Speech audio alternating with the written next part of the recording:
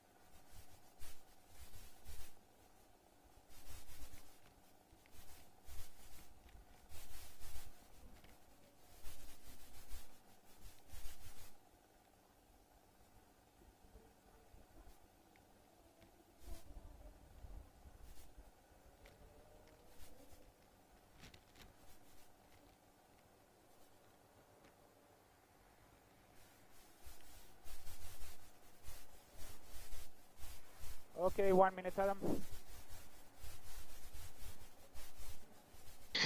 Yeah, understood. Thank you.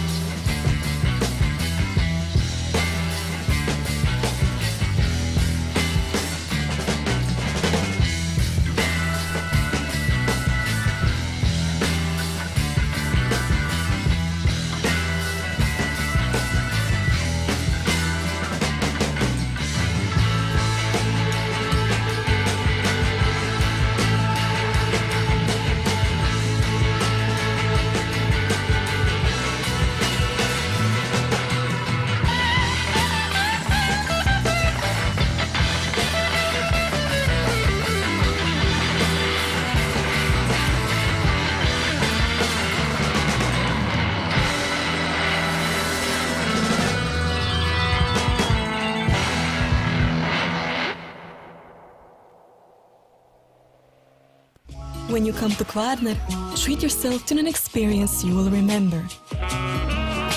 Enjoy the luxurious ambience. Experience superior service. Indulge in endless pleasures. The pearl of the tourism offer in the pearl of the Adriatic. Liburnia, Hotels and Villas. Good morning and welcome along to day 2 of the season for the NASCAR Whelen Euro Series. We are here at the Circuit Ricardo Tormo just outside Valencia in Spain. And as you can see, it's another warm day, 20 degrees Celsius already, and we're only at about 10:30 in the morning here, so it's going to get a bit warmer later on when we go racing in EuroNASCAR Pro. But for now, it's EuroNASCAR 2 heading out onto the circuit in just a few moments. We'll have the command to start engines in just over 16 minutes. And the car's already, I believe, out there on the grid. It will be a 15-lap race. For these drivers, about 60 kilometres, and the tyres that you see on that car and all of the others will have already done one full distance race as well as a qualifying session. So this is going to be a big test for the drivers now of how well they have preserved their rubber over the course of the Saturday sessions now that we're into Sunday. It's Vladimir Osiortsis who will be on pole position for this race. He is the early championship leader in EuroNASCAR 2. He took the win yesterday, his second ever win in EuroNASCAR. Of course, yesterday he also took 2 pole positions. He also got the EuroNASCAR Pro pole. He couldn't convert that into victory, but he managed to convert pole into the top step of the podium in EuroNASCAR 2 yesterday. Alberto Nasca will be starting from the outside of the front row, so the Cal Racing number 54 car sure to be a favourite in this one as well. Third on the grid will be the number 3 car, Paul Dufresne, for RDV competition. Dufresne is surely going to be one to watch as well. And Gil Linster in the number 50 car, the Hendricks Motorsport machine that took the win in EuroNASCAR Pro in the hands of Liam Hazemans. That car is on the front 2 rows of the grid in EN2 as well. The EuroNASCAR 2 grid without their defending champion this year, as Liam Hazemans has put his focus into trying to win EuroNASCAR Pro. I just alluded to the fact that he won the first race of the season in Pro, so he has got his campaign off to a good start, as has Vladimir Osiortsis, 5 points clear in at the points after that win yesterday. And Ricardo Romagnoli goes into this race as the Legends Trophy points winner. Ariana Casoli in the Lady Trophy points, and Thomas Dombrowski took the win in the Rookie Trophy yesterday. He and several others were suffering the heat yesterday in the humid conditions here at Valencia. It wasn't always this sunny around the Circuit Ricardo Tormo. There were bits of cloud cover at times yesterday, but the heat is searing this weekend. The 10th anniversary of the Valencia NASCAR Fest then, and we have been greeted by very nice weather and the usual exciting atmosphere that comes with the NASCAR Whelen Euro Series.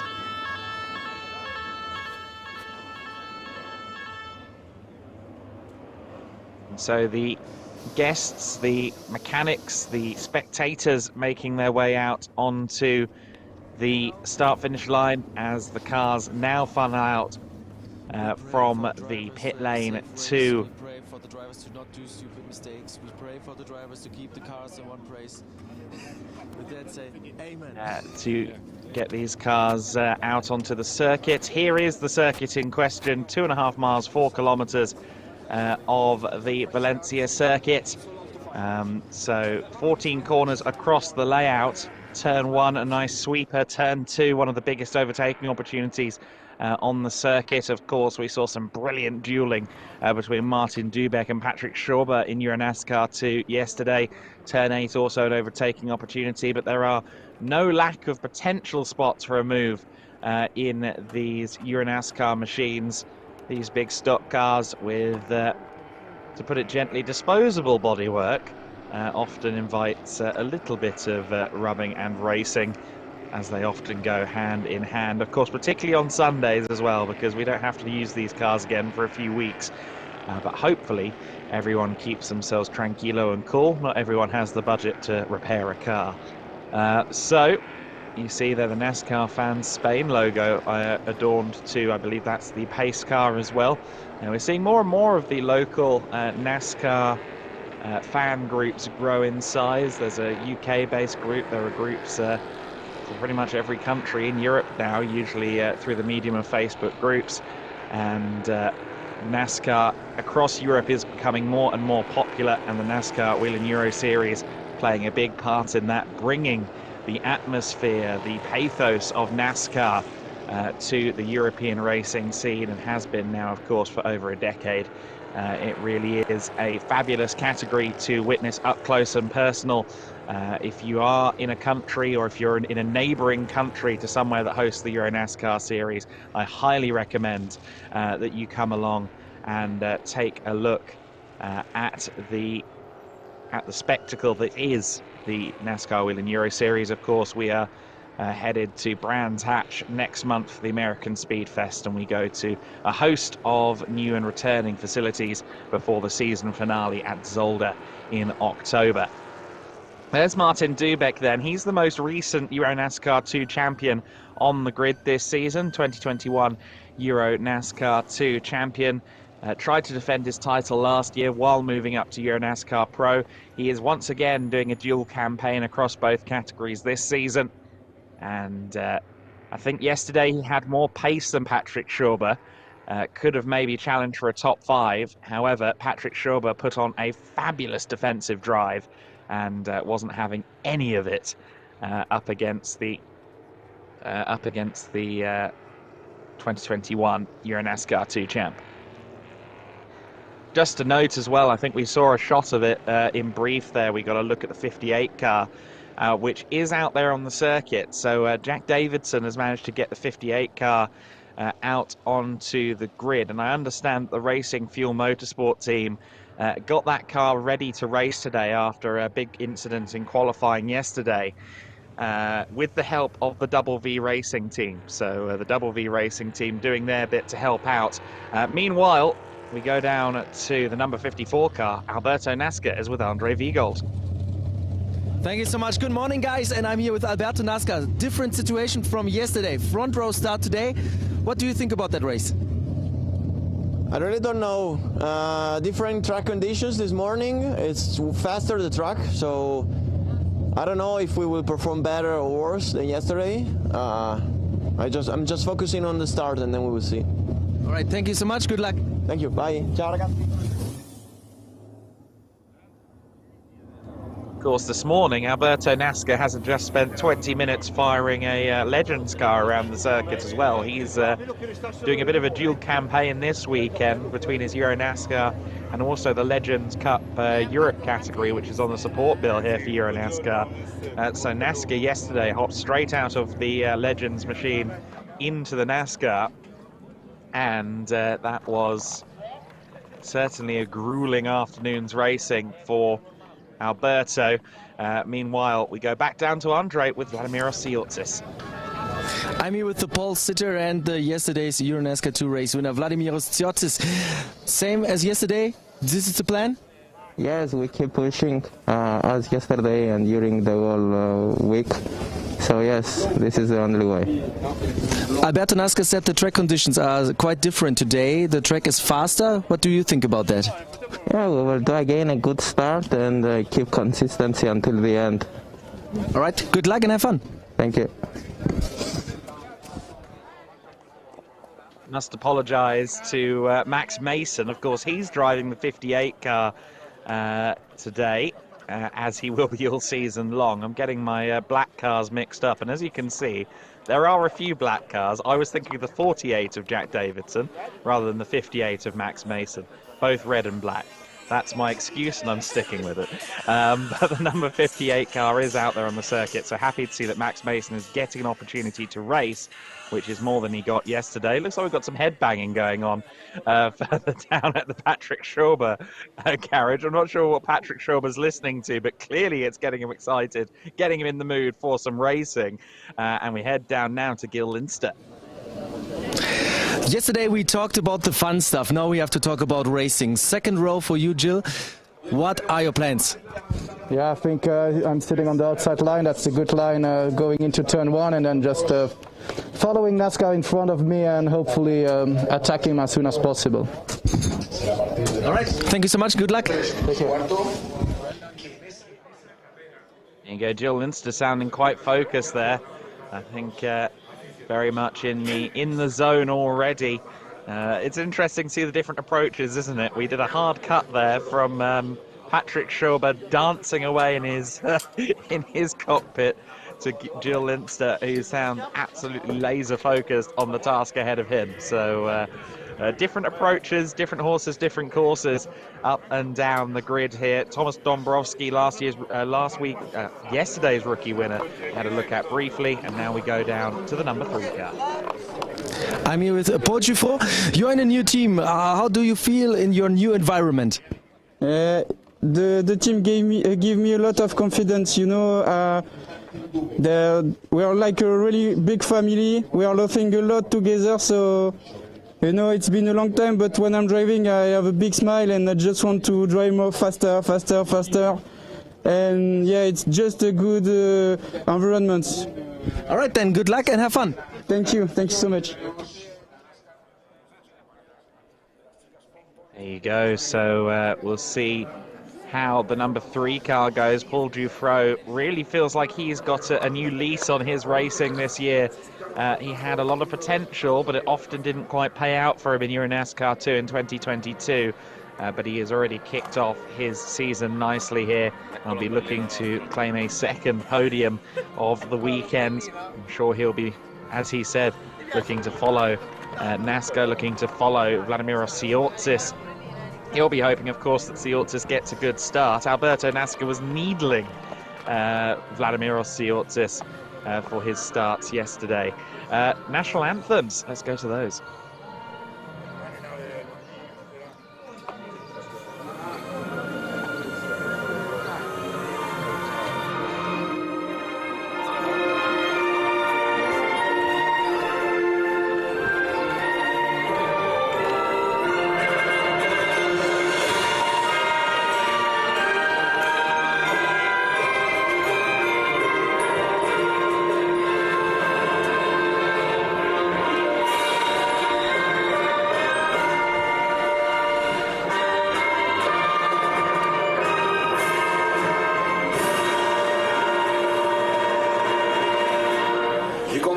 Que acoge esta prueba de la EuroNASCAR, es el momento de que todos escuchemos el himno nacional.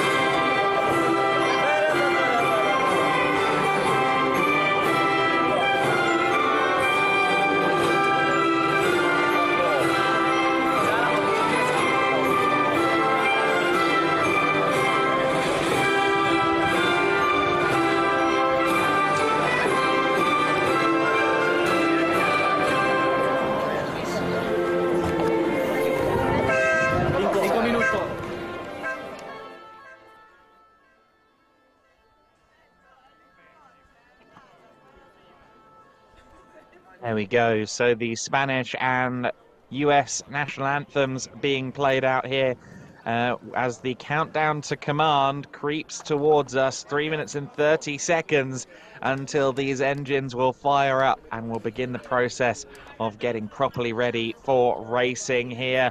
As you can see, a busy starting grid for this one. I think we've got more people in today than we did yesterday, and yesterday was by no means quiet here at the circuit Ricardo Tormo. The NASCAR weekend, though, here at Valencia is always a popular thing, and brilliant to see that that has continued on into 2023. Lots of talented drivers across both categories, lots of legends, I would suggest, as well, across both classes. You know, you've got the likes of Anthony Kumpen and Mark Goossens running in the top 10 in EuroNASCAR Pro. You've got Mikael Bleekemolen, for instance, running in this EuroNASCAR 2 race as well.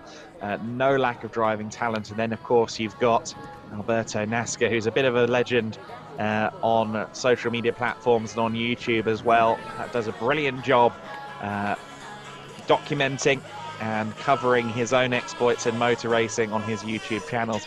He mentioned in the interview yesterday he had quite a big incident a few weeks ago and is still feeling a bit sore after a crash, but has been driving very well so far this year. And the outside of the front row is where he'll be starting. That is often quite a good place to start a race. We've seen it previously. We saw it in the race yesterday, of course, in EuroNASCAR Pro. Hazeman's from the outside of the front row was leading before they even got to the first corner.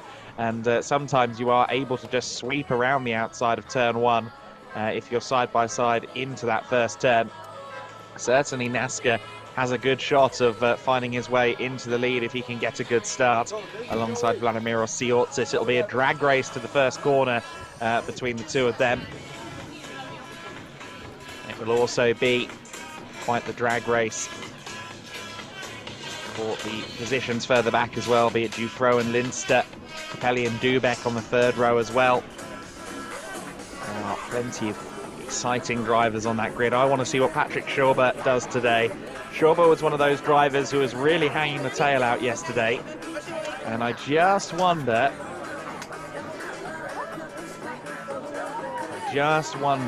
how his tyres are going to be at the end of this 15-lap race, because he will have put a lot through them in the race yesterday. I think the likes of Ciortzis and NASCAR should be relatively okay for tyre life, because neither of them were in quite as intense of a battle as Patrick Schauber and Martin Dubek.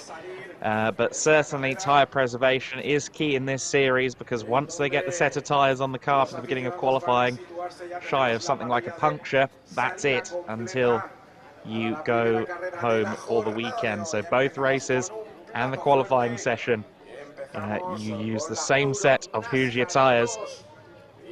They are extremely durable machines, or extremely durable rubber. Uno de los atletas que tenemos en la capital, una de las personas que está ahí peleando, defendiendo los colores del Valencia Club de Fútbol. Damos la bienvenida al jugador Hugo Duro. Buenos días, bienvenido al circuito. Hola, buenas. Bueno, ¿preparado para la gran frase? Sí, sí. Pues vamos allá, Hugo Duro, Gran Marshal. Go. Drivers, start the engines.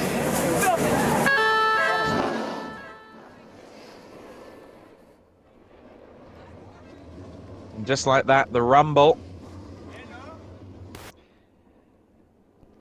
is ringing out across the circuit. Very exciting noise as all of those machines fire up. Over 20 small block V8 motors all fire up in unison as we get ready to welcome the cars out onto the circuit for the formation lap. It will be a rolling start, of course, when we start the race. 15 laps of racing. It will be the Super Cypriot, Vladimiros Ciortzis, the driver who has been using his nation's flag as a cape on the podium. A driver who really takes pride in representing his country, and he has been representing it magnificently so far this weekend. He'll start from pole position. Alberto Nasca in the 54 on the outside of the front row for Cal Racing. Then it's Paul Dufresne in the Mustang, car number 3 RDV competition. The Toyota Camry of Gil Linster, the Hendricks Motorsport number 50 car, is in 4th place. Claudio Remigio Capelli in 5th place, that's the number 18 car. 6th place, the number 7 of Martin Dubek. Dubek lines up on the 3rd row. Row 4, Thomas Dombrowski, the young rookie class winner from yesterday, will line up alongside Patrick Schauber. Schauber, who will be looking to work his way back up to Martin Dubek and continue the battle from yesterday. Ricardo Romagnoli, starting from 9th place. He was the Legends Trophy winner yesterday. Dario Casso, 10th on the grid today. He had a bit of a difficult race yesterday, let's put it that way. Kenko Miura in 11th place alongside Roberto Benedetti on the 6th row of the grid. To run you through the rest of the order then, Teufel in the 34 car alongside Jack Davidson in the 48 car. Nick Schneider in the 46 is 15th. Paolo Valeri in the number 8 car on row 8 of the grid. Row 9, Strickler in the number 94 Racing Fuel Motorsport car alongside Mikael Blekemolen in the number 72. Eric Quintal in the 64 Speedhouse car alongside Sven van Leer in the Cal Racing number 56.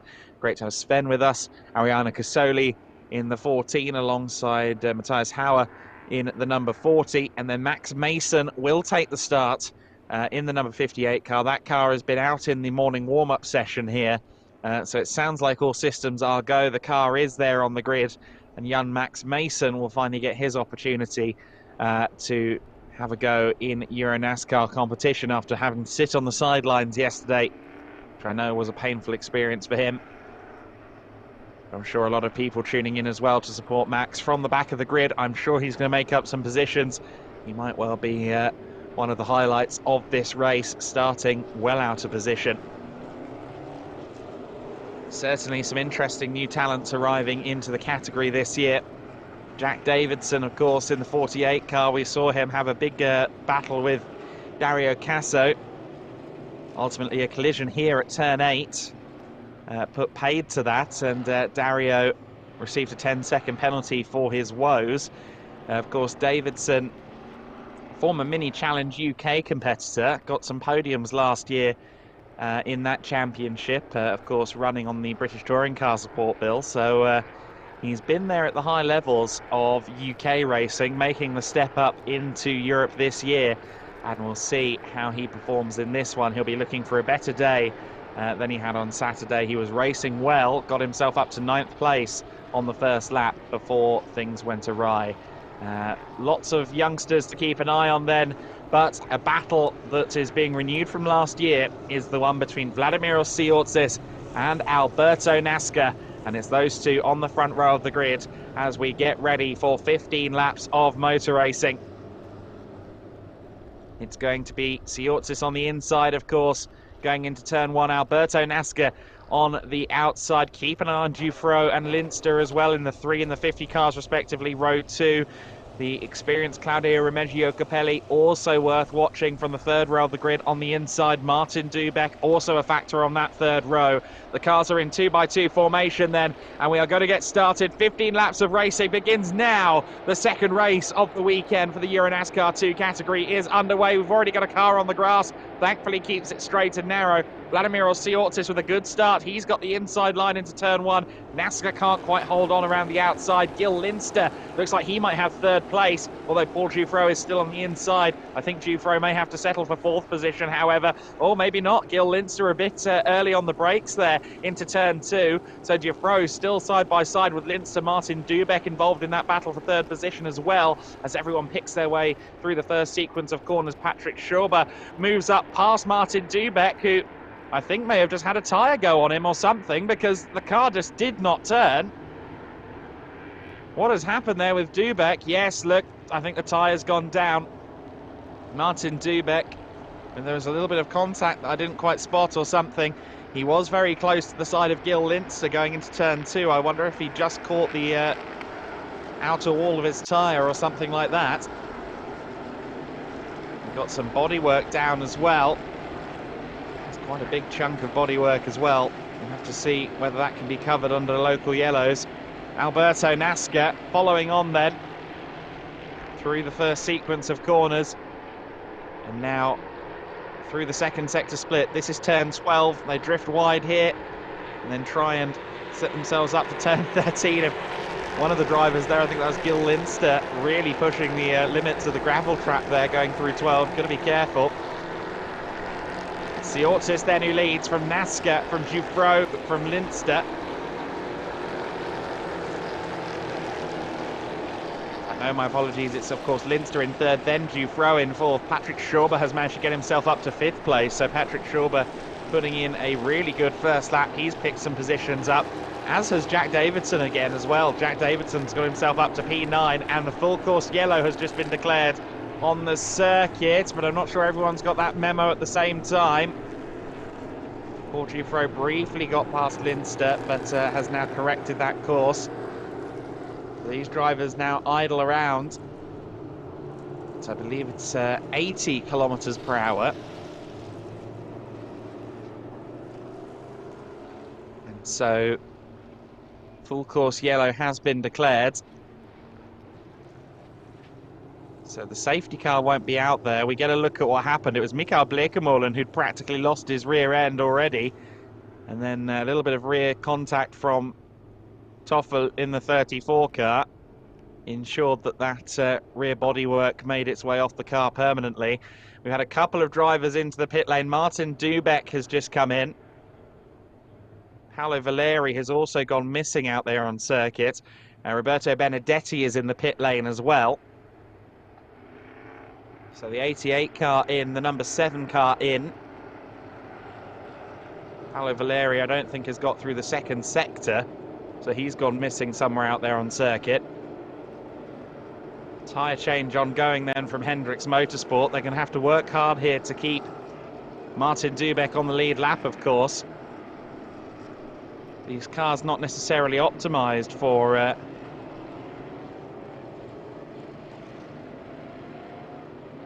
tyre changes, because we don't normally have pit stops. There's the resting place of Paolo Valeri's car then. The number 8 had an incident there on the outside of turn 11.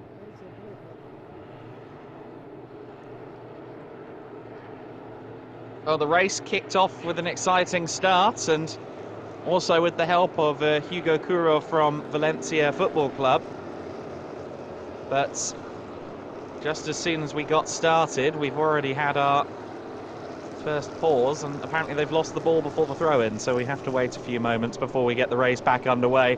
This is a replay of the start, and as you can see, we had someone running off the circuit there. I believe that was the 34 car, if I'm not mistaken, actually, that was running there on the grass. I think that was Theo Toffel in the Race Art Technology number 34. Some interesting background, actually, for Thomas Toffel. I said Theo, apologies, I was thinking of someone else. Thomas Toffel debuted last year, of course, in the season-ending Croatian race. Is doing both EuroNASCAR 2 and EuroNASCAR Pro this year. But among his resume, he is a former Swiss pocket bike champion, which is a very compelling way into EuroNASCAR competition. He also raced Superstock bikes as well. Shares that in common, of course, with Alberto Nasca, who is a former Superstock 1000 champion, I believe. And Thomas Toffel also competed in Legends racing previously as well. So actually quite a similar career path to Alberto Nasca. A lot of people who race in the Legends do look at this as a step up into, or a step up from the Legends cars. Legends are very different machines, but broad strokes, they are American-style race cars with silhouette bodies. So EuroNASCAR definitely a step up from that.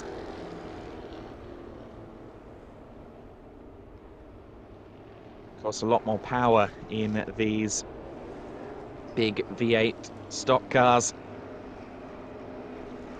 And it often surprises me just how well some of the younger drivers adapt to these cars. Of course, they're so different from your typical, even low-level touring cars now, GT4 cars. They all have quite a lot of assists. They're not as analog as these EuroNASCAR machines. Safety car will be in this lap. And we'll see whether Vladimiros Tsiotsis can stave off the advances of Alberto Nasca once again. We do go 2x2 for the return to action, of course, as is the way in NASCAR competition. So safety car in this lap, 2x2 rolling start coming up in just a second. Interesting to see then what some of the drivers further back can do. We said already, we've acknowledged that Jack Davidson, the Scotsman, has had another good start in the 48 car. He's got himself into the top 10 as he did yesterday. He's got another opportunity now at a 2x2 rolling start, another opportunity to pick his way through the field. Everyone is running 2x2 then. Also looks as though Martin Dubek did stay on the lead lap. He's just well off the back of this pack. So Dubek is still there on the lead lap. He's going to need another safety car though in order to be competitive. 2x2 rolling start, number 2 of the race then. Our first restart, and we go on to lap 4 in 2x2 formation. Once again, it's a run to the first corner between Tsiotsis and Nasca, and Vladimiros Tsiotsis just about holds it into the first corner. Nasca under threat from Gil Linster by the looks of it. Got one of the cars going sideways there. That was Romagnoli getting a tap. The number 65 car losing positions. I believe he was helped into a spin there, potentially by Jack Davidson in the 48 car. Looked like Davidson at least ended up having to avoid Romagnoli. I don't know if he was the initial cause of the contact, and Linster tried to dive up the inside of Alberto Nasca. Paul Dufresne takes advantage of that. Linster had to back out of the move, and Dufresne, as a consequence of that, regains his third position. So a little bit messy there at certain points on the grid. On the restart, we had a little bit of tagging going on there at turn 6 as well. On the outside of the top 10. I think Kenko Miura and Nick Schneider might have been involved in that.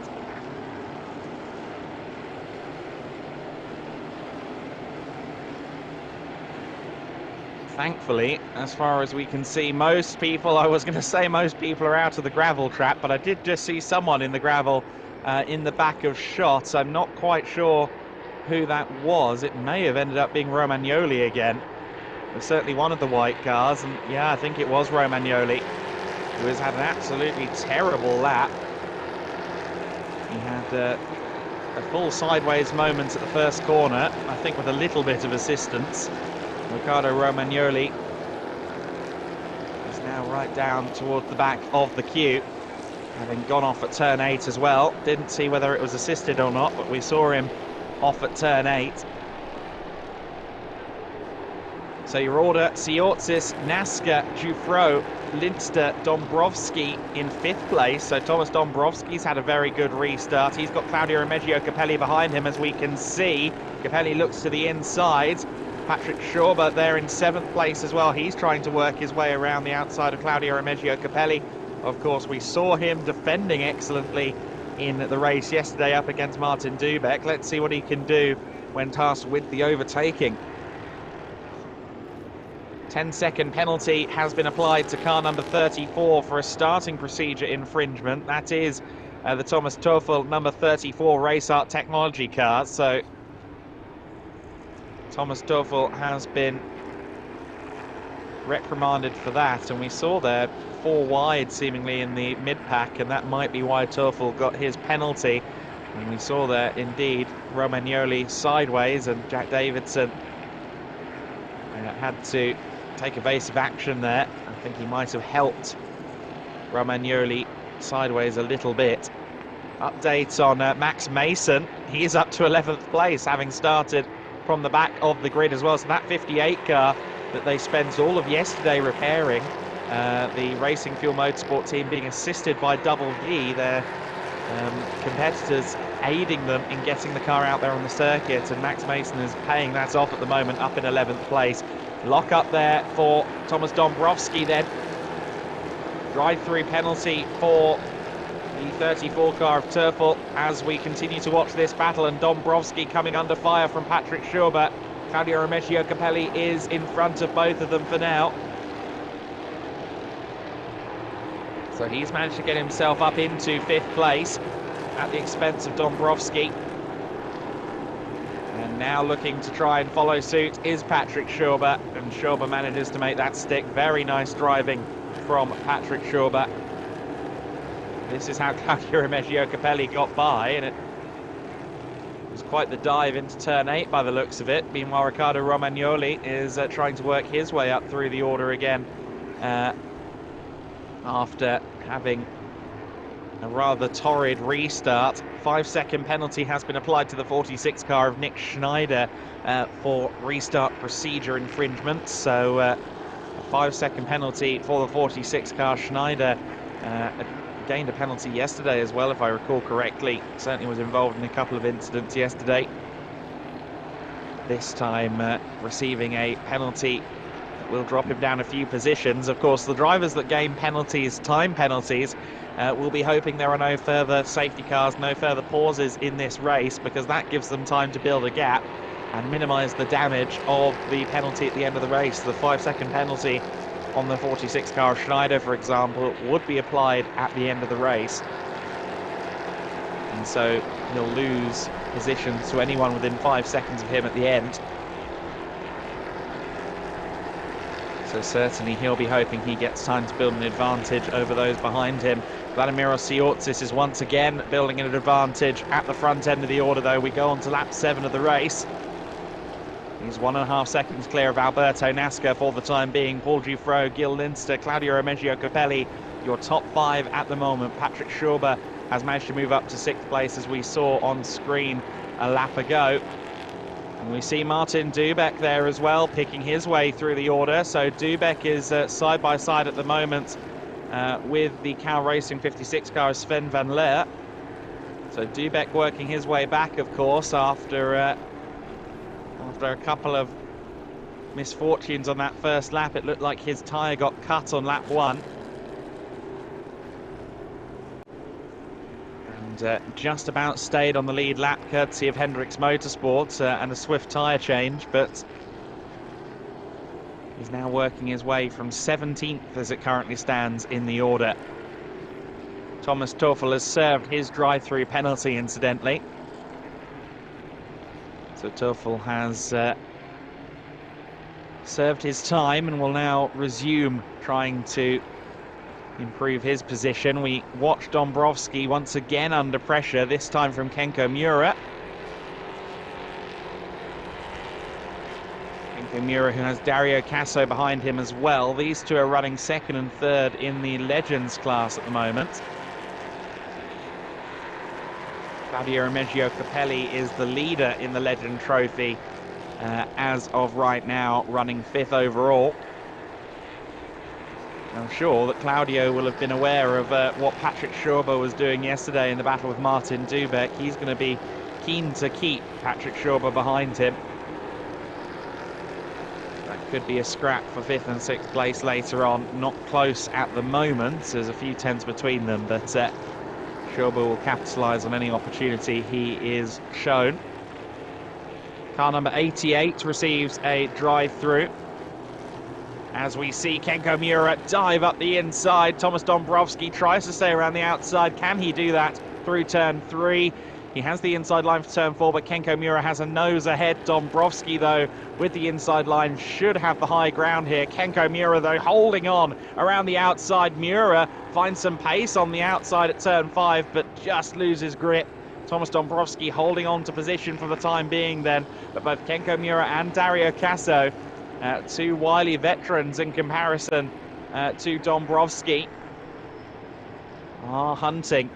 They've also got Davidson, the 48 car, looming behind as well, so this could end up being a 4-car scrap if Dąbrowski continues to put the elbows out as he currently is.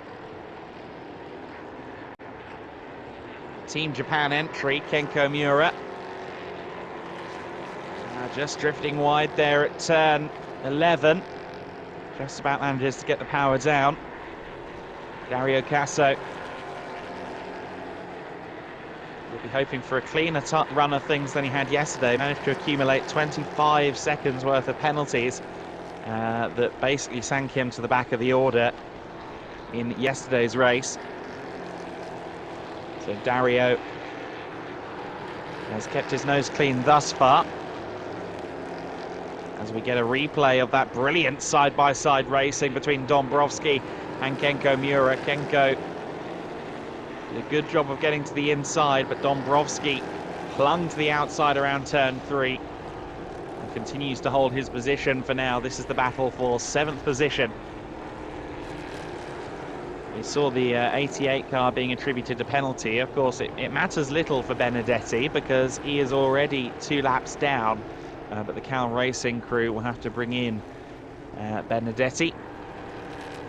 There's a 72 car of Mikael Bleekemolen running Sand's rear bodywork, of course. We saw that ripped off on the first lap of the race.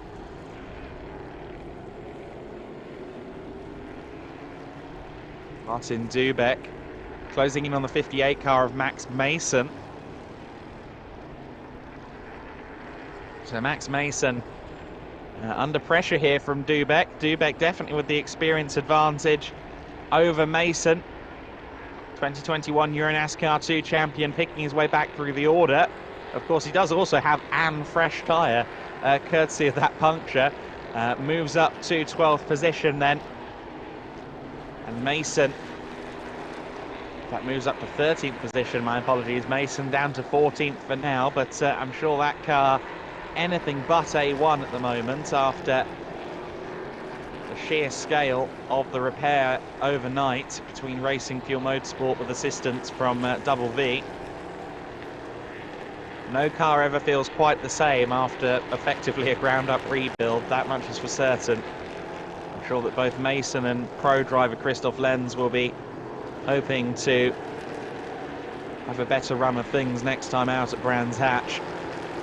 Kenko Miura continues to wait behind Dąbrowski as Claudio Remeggio Capelli is definitely under pressure now from the 27 car. Speculated that Patrick Schauber and Claudio Remeggio Capelli may end up in a scrap before the end of this one, and on lap 10 of 15, 2/3 distance, Schauber has definitely closed in sufficiently on Capelli. I did wonder if Patrick Schauber would struggle with tyre wear because he was doing a lot of sliding and sideways driving yesterday. It seems as though he's got grip and confidence in his car and his Hoosier rubber. They turn through the kink at 7 and into turn 8. We've seen Capelli dive up the inside of someone else at turn 8. He's now got to worry about the move being done to him.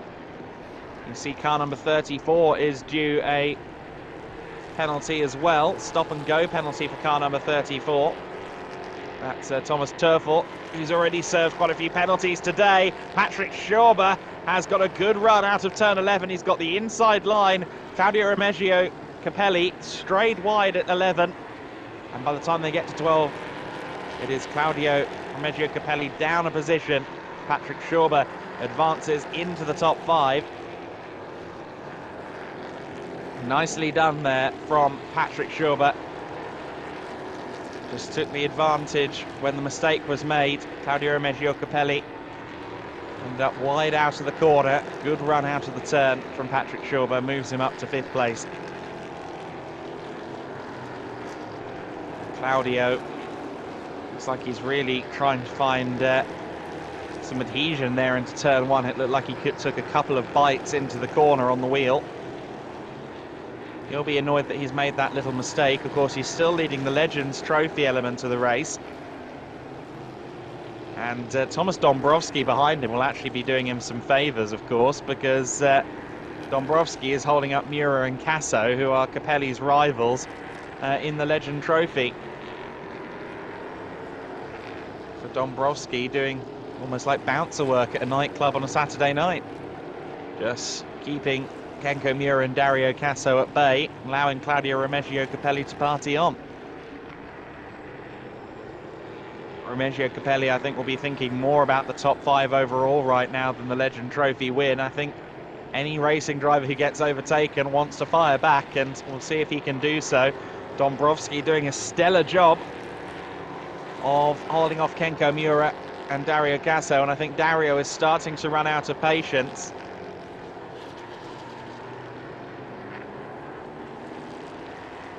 Been driving carefully thus far, but as the laps wear on and nothing changes in front of him, I think we could see Dario make a bid to get past Dombrowski and Mura.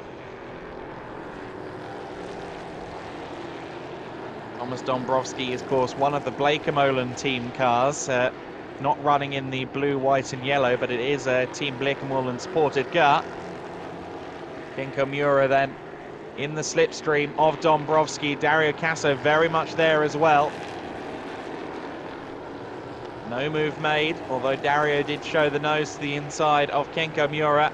Dombrowski looks like he ran it wide there and didn't gain anything as a result of it. Kenko Mura looked to the inside at turn 2. Meanwhile, Martin Dubek has moved up to 12th place further down on the timing screen. So Dubek into the top dozen. He might be able to salvage a top 10, although actually looking at it, he's got an 8-second gap to Romagnoli ahead of him in 11th. So I think Dubek may have just peaked in P12 there. It's Vladimir Osiortsis who leads the way from Alberto Nasca, Paul Dufresne, Gil Lindster, Patrick Schauber in 5th position, Dombrowski, Mura, Casso and Davidson rounding out your top 10 at the moment. Looks as though Patrick Schauber has distanced himself from Claudio Remigio Capelli enough to be fairly secure in his 5th position. And Dombrowski has a couple of car lengths now over Kenko Mura as well. Is that a false dawn, or is that a sign that the driver of the 66 has found something as the race has gone on? The driver of the number 5 has certainly found something this year. As off the circuit goes the 46 car. Nick Schneider, who has a 5-second penalty at the end of the race anyway, is going to lose more positions as a result of that off-track moment. Alberto Nasca not able to match the pace of Vladimir Osiortsis here at Circuit Ricardo Tormo. Going wide there, going out of turn 4. Just clip the gravel. Nasca was quick to say yesterday, look, this isn't my circuit. I know it's not my circuit. Vladimiros is quick here. Of course, Siortsis claimed his first ever win in EuroNASCAR here in EN2 last year. It's taken him a season to claim win number 2. It might take him just one day to claim win number 3. He's well on his way to a second consecutive victory in EuroNASCAR 2 here this weekend at Valencia, and what a start to the season that would be for Vladimir Siortsis. Thomas Dąbrowski has not been able to build a cushion over Kenko Miura, and Dario Casso has had enough waiting in the back of the queue. And oh dear, Kenko Miura sent into a spin by Dario. Kenko tried to take the apex. I'm not sure he was fully aware that Dario Casso had finally pulled the pin, and the two ended up meeting in the middle. Dario Casso once again finds himself in a collision. Once again, it happens at turn 8 as well. That's taken some of the pressure off of Thomas Dąbrowski in the 66 car, hasn't it? Dąbrowski's actually been closing in on Claudio Remigio Capelli as well.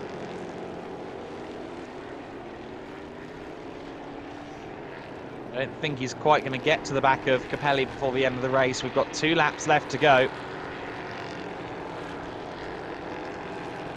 Of course, a few drivers moving up as a result of Kenko Miura's spin. Davidson and Romagnoli move up a position. So Ricardo Romagnoli recovers back into the top 10 after being quite sideways on the restart at turn 1. Paul Giuffreau has been working his way towards the back of Alberto Nasca and hasn't given Nasca much respite over the course of this race. I just wonder whether he might make a challenge in the final lap. There is what happened between Miura and Casso, and I'll leave that to more intelligent people than me to analyse and judge the incident, but it's a shame to see contact in what was an exciting 3-car battle there. Alberto Nasca in the 54 car continues to run second at the moment. Pair of second place finishes would be a good start to the season for Nasca. Solid points on the board. He was good last year at Brands Hatch, so I'm sure he'd be eager to have a tilt at the top step next month in Kent. Final lap of the race begins, and Nasca just 2.5 miles between himself and that P2, but Paul Giuffreau is looking lively, isn't he? If Giuffreau can just capitalise on maybe a missed apex or something like that from Nasca, we may yet see a battle for second position. We saw there that a 5-second time penalty has been applied to Dario Casso for the avoidable collision between himself and Kenko Miura, so that's been decided in favour of Kenko Miura. Casso then will drop down to 10th place potentially, or well, we might not actually lose a position with a 5-second penalty. We'll have to wait and see. But someone who's not going to lose a position, Vladimir Siortsis, who has driven an exemplary weekend within EuroNASCAR 2. His weekend, of course, is far from over. He's got EuroNASCAR Pro to consider later on this afternoon here at the Circuit Ricardo Tormo, but for now, Siortsis can take his lunch break, strong in the knowledge that he is the EuroNASCAR 2 points leader. Through the final corner goes Vladimir Siortsis in the number 5 car for Academy Motorsport. It has been a clean sweep in EuroNASCAR 2, pole position in both races, and the checkered flag first in both races for Vladimir Siortsis. A great win for the Cypriot. He takes the win ahead of Alberto Nasca. Paul Giuffreau in 3rd place. 4th position for Jill Linster. Patrick Schauber taking 5th place, rounding out our top 5. The Legends Trophy winner will come across the line in 6th place. That will be Claudio Remigio Capelli. He has crossed the line now to take the nod in the Legend Trophy. Dario Casso had gotten past Dąbrowski on the final lap by the looks of it, but the 5-second penalty put Dąbrowski back ahead of Dario Casso. Jack Davidson manages to get his top 10 in this race. He finishes in 9th ahead of Ricardo Romagnoli in 10th place. Of course, Dombrowski claims a 2nd consecutive rookie trophy win ahead of Davidson, 2nd in class, and Nick Schneider, who should be 3rd in class, although he does have a 5-second penalty to his name. So we'll see whether Mason is close enough to maybe surge past on the timing and scoring in a moment. We get a replay then of the first start of the day. It was chaos from the very beginning, wasn't it, with Dubek's tyre going down, with all sorts of things happening in the early stages. This is that first start yet again. And Thomas Dörfel did a good job of keeping that car in a straight line going through the main straights. This was the restart. Ricardo Romagnoli getting put into a spin. Everyone else manages to take evasive action. We saw Claudio Remeggio Capelli making up positions. Thomas Dombrowski doing a great job defending up against Kenko Miura. Some wonderful side-by-side driving between the two. Patrick Schauber investigating and eventually passing Claudio Remeggio Capelli. A little whiff of contact between them in the battle, but respectful driving in the large. 46 car went grass tracking or gravel tracking. And Nick Schneider eventually manages to finish 3rd in the rookie trophy.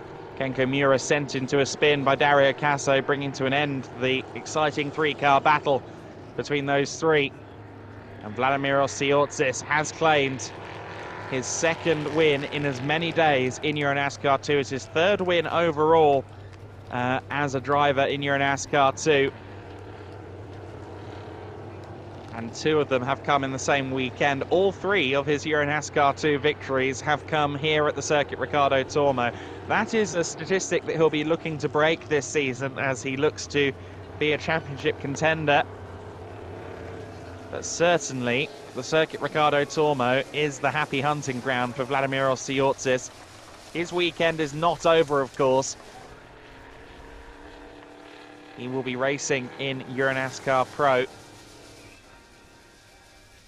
a little bit later on. They take down the window net, and you see there my esteemed colleague Andre Viegold is already primed and ready to welcome him out of the car. Vladimiros will doubtless get up on the roof in just a few moments. Osiotsis will work his way out of the car.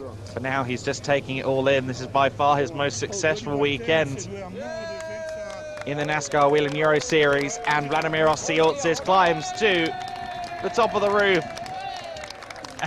And a big round of applause from his team. He once again holds the Cypriot flag aloft. There's a lot of fans in Cyprus who keep a close eye on his racing. Vladimir Osiotsis really doing his country, his family, his team proud this weekend. It has been a stellar weekend so far for Vladimir Osiotsis. He has established himself as a championship leader by 10 points, I believe it will be, in the standings following this Valencia event. And of course, he's still got the EuroNASCAR Pro race to come. He's got 18 more laps to do in the car later on today, so he'll be welcoming the reprieve of getting out of what I'm sure is a very, very warm cockpit, and he'll be eager as ever to share his celebrations with Andre Viegold in just a few moments, getting his helmet off. Certainly these are grueling conditions for these drivers. He will wear the Hoosier winner's cap up onto the podium in a few moments' time, but before he gets to go on the podium, he has to have a chat with us. So using Andre Viegold as our conduit, let's have a conversation with our race winner, Vladimir Osiotsis. You made it, man. 2 races in a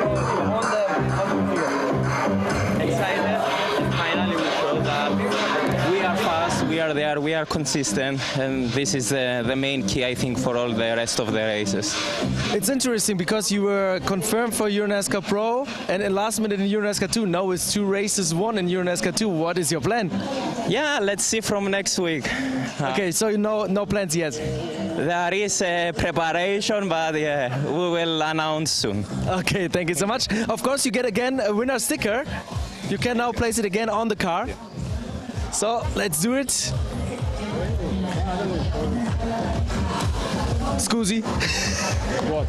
Here's a next sticker coming. The winner is Vladimir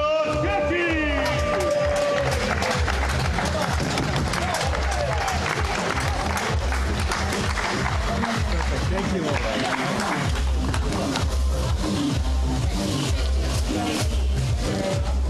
Well, if he does indeed do the full season in both championships, and I reckon that's what he's aiming towards, he might run out of sticker space, but that's a good problem to have, isn't it? Vladimir Osiortis claims his second consecutive win in the EuroNASCAR 2 category.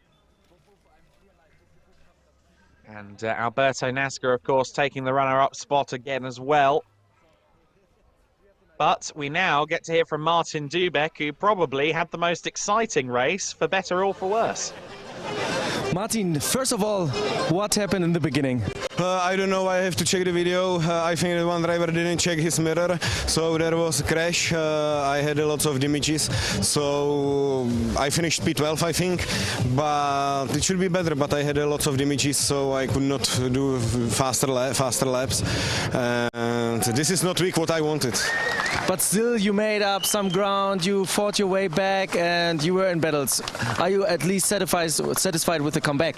Yeah, I don't know what to tell, because I didn't find a good setup during the practices, so I'm still trying some setups, but in the warm-up it looks that we finally found it, but now crash, and you see from the last position, and you cannot do more, so if you have some damages on the car, but yeah, but I enjoyed the race, some overtaking, so was good. All right, thank you so much. Thank you. Of course, Martin has the opportunity to bounce back in the EuroNASCAR Pro race in a couple of hours' time as well, so his weekend isn't over. Quite a few of these drivers will make their way out into the EuroNASCAR Pro race as well, including our race winner Vladimir Osiortis, also the likes of Martin Dubek and a couple of others too. But Paul Dufresne will hand over to Frédéric Gabillon. Before that, though, let's talk to him with Andre Viegold. I wanted to talk to you yesterday, but then the podium ceremony started. Now we talk about 2 consecutive podiums, 3 in your career. How happy are you? I'm mega happy. Yes, last year if I've done a podium it was because of the racing incident, and then I can fight with my pace for the podium. I was really fast at the end of the race. My car was good to the whole race, so I was closing the gap with NASCAR, but it was missing some laps to get him. But yeah, it's really cool to see that I can have the pace for the podium with this new car and this new team. It's really cool. After 2 races in this seasons, what are your goals then? I don't want to talk too early, but if we look at the performance of this weekend, of course I want to play minimum for the podium and of course for the championship, but you know as me that it depends very of the track. There is drivers that are fast on the track and then don't, so I don't want to put myself in the objective to win now, but I will drive the fastest I can every weekend. Okay, merci beaucoup. Merci.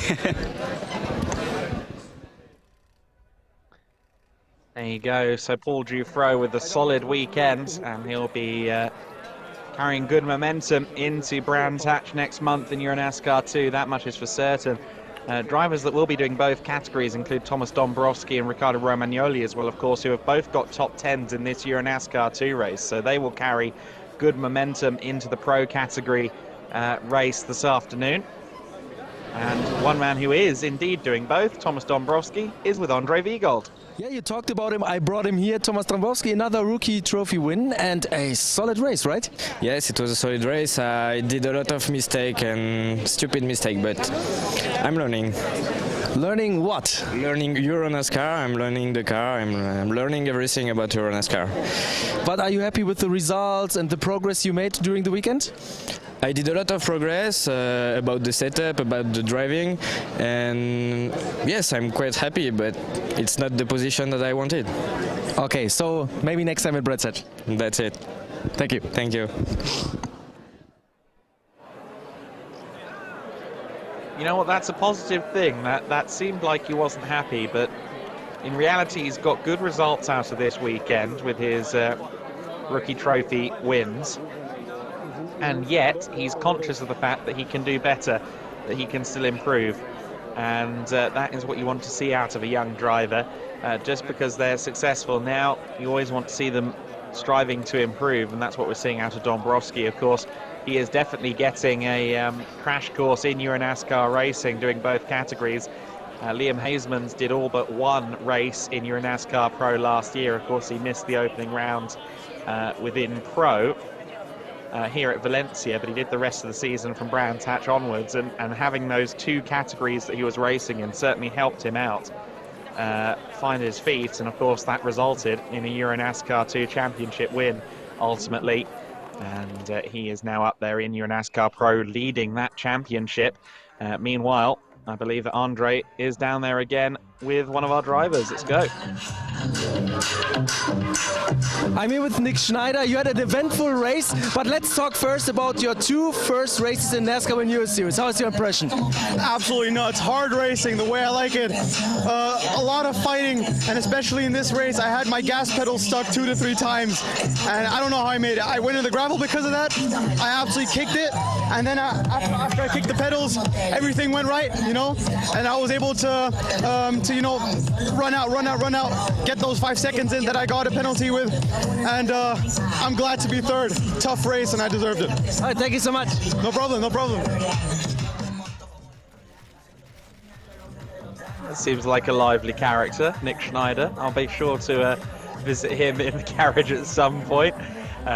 Great to see drivers enjoying their first weekend in the NASCAR Whelen Euro Series. The festivities continue ahead of the podium ceremony proper. And certainly in NASCAR Whelen Euro Series, the drivers are put to the forefront. The fans are given lots of opportunities to access them. And of course, that tells the drivers, hey, look, you're the stars of this thing. And that is one of the emphasis points of NASCAR Whelen Euro Series. The star is the beard sometimes, though. Let's go to Andre Vigold.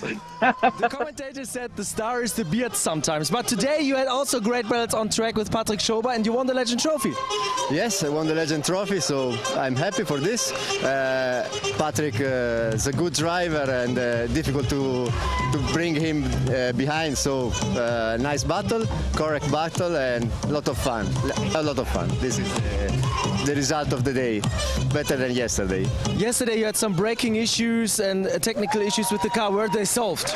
Now they solved, yes. The team works all the night, and the car is great. Only a little bit me is tired because I'm a legend, you know. I need someone that bring me from there to there and there to there and the next time. Do you know when your mechanics went to bed last night? I think at 3.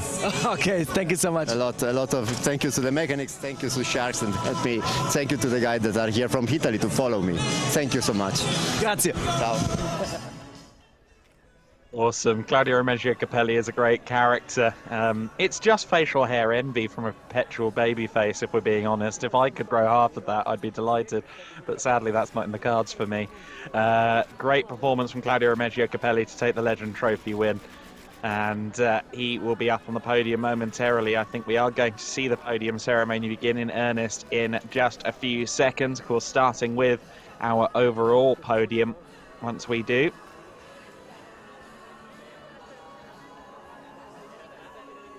And certainly some of these drivers can now bask in the festivities of the weekend. Of course, others have to prepare for EuroNASCAR Pro.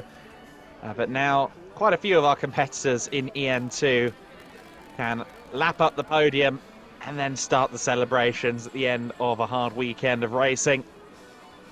The pom-poms are aloft, and we will be welcoming our drivers onto the podium shortly.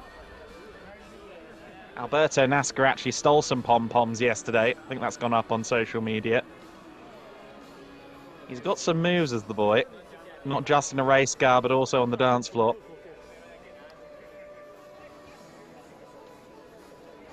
We await then Paul Dufro, who should be the first one up onto the podium once they begin.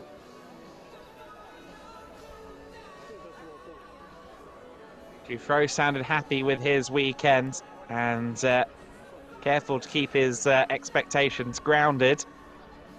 But I think we're going to see that driver compete for victories before the end of the year.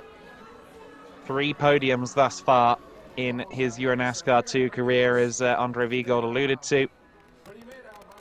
I think that Paul Dufro will soon be a driver we talk about as a race winner.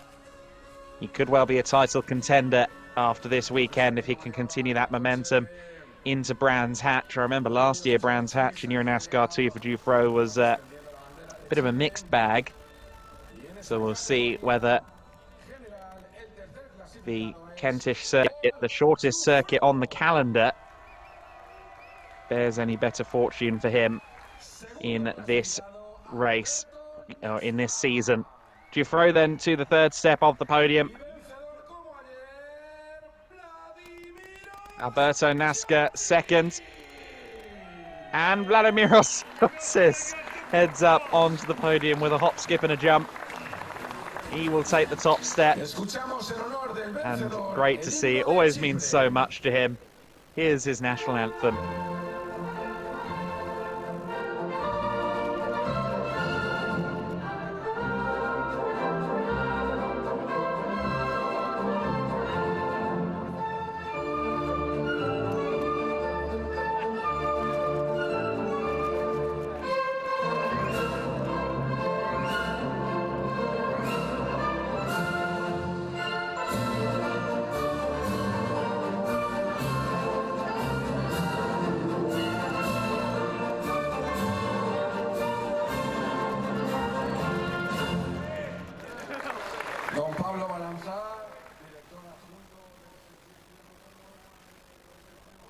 There you go. Great performance then from Vladimiros Tsiortzis. Great to see him so happy with his result. Paul Dufro claims the 3rd step of the podium.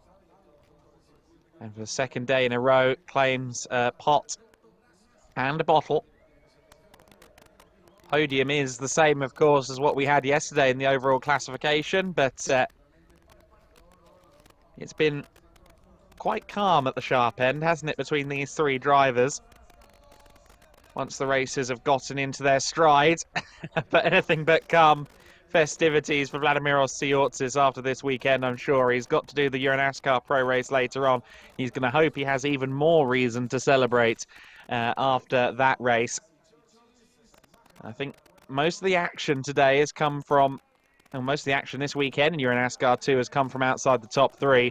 But all 3 drivers can come out of this weekend with a lot of satisfaction and a lot of positivity. The race to get the corks out of the bottles is won by Alberto NASCAR. Is that a bonus point? It definitely should be. Vladimiros Tsiortzis gets his cork out and everyone's celebrating. Nice pre-race shower for Vladimiros Tsiortzis. He might regret that later. Sticky, warm champagne smell on your race suit isn't ideal for the EuroNASCAR Pro Race later on. But Vladimiros Tsiortzis in the moment celebrating what has been an amazing performance this weekend from him in EuroNASCAR 2, taking the clean sweep of pole positions and race wins. And he will now be presented as well with the red windscreen banner that denotes that he is the championship leader in EuroNASCAR 2. So he will receive the red windshield banner now, and that will be adorned to his car for the 2nd round at Brands Hatch. Sounds like we're not yet certain he's doing the full season in EuroNASCAR 2, but I'm sure that that discussion will be had, and hopefully it will be a short one as well, because he will be wanting to adorn that red windshield banner to his car for the Brands Hatch follow-up in June. So then the next podium up onto the steps will be the Legend Trophy, or rather the Rookie Trophy, I should say. Nope, I was right the first time. Legend Trophy. My apologies. Running orders are difficult. Ricardo Romagnoli taking the third step of the podium then. Dario Casso, despite the collision, second spot, and Claudio Remeggio Capelli to the top.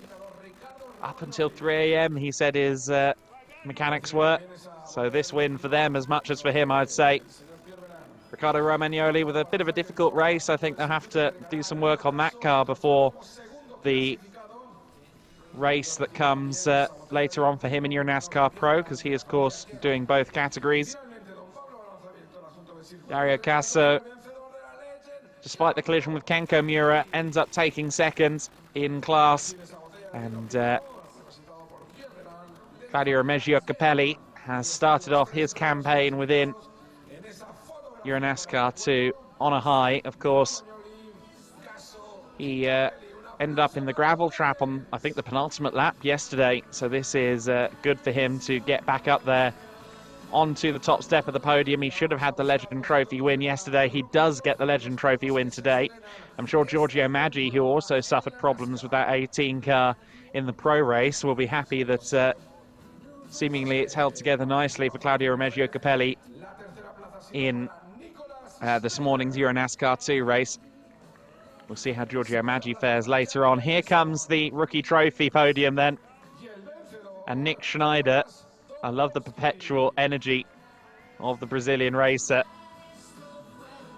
Jack Davidson got some camera equipment on his chest there. Yes, he has. That's good. Do it for the gram, my friend. Do it for the gram. Thomas Dombrowski to the top step of the podium. Great result for Schneider, who looks like he's won it. And I have no doubt he's going to only get quicker as he adapts to EuroNASCAR. Davidson, on his first weekend in quite some time, not in a mini challenge car, has adapted to the EuroNASCAR big V8 stock cars nicely, and Thomas Dombrowski rounds out your podium as the winner and will come out of Valencia, as he said, with learning to do, but also with the Rookie Trophy lead in the point standings. He'll be back in the car, of course, for the EuroNASCAR Pro race in a couple of hours' time, and that 60-60 Team Blake Molen car largely unscathed, so the team won't have too much work to do there. Much to their relief, I'm sure. Well, then, that was our penultimate podium, because I believe we're also going to welcome the Lady Trophy winner, Ariana Casoli, to the top step of the podium.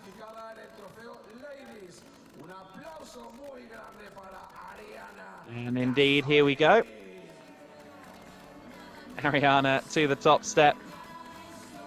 Currently the only driver within Lady Trophy in EuroNASCAR 2, but we may well see some additional competition within that category by the time we get to Brands Hatch. A trophy in a bottle then for Ariana as well. And she'll be happy, I think, with her weekend overall.